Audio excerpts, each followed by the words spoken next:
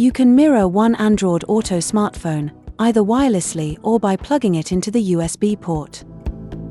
First, install the Android Auto application via the Play Store on your smartphone. To connect your smartphone wirelessly, start by activating the wireless Android Auto function on your smartphone.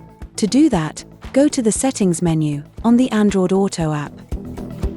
Then, press on the Settings application on your vehicle's central touchscreen.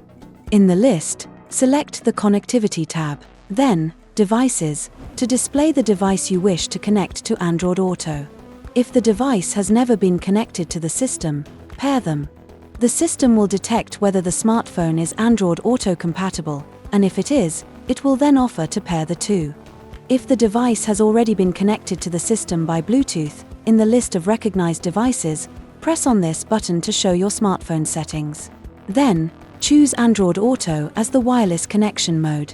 To reconnect your smartphone at a later date, please activate Bluetooth on your device. As soon as the connection is established, press this button to display the Android Auto interface.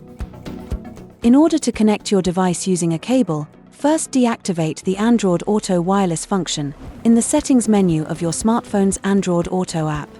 Plug your phone's USB cable into the USB port. After a few seconds, Android Auto will automatically launch. During the first connection, you will have to follow a validation process on your smartphone.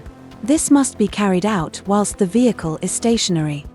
The smartphone is charging when it is connected via the USB cable. To activate the smartphone's voice controls, long press on the control button on the steering wheel.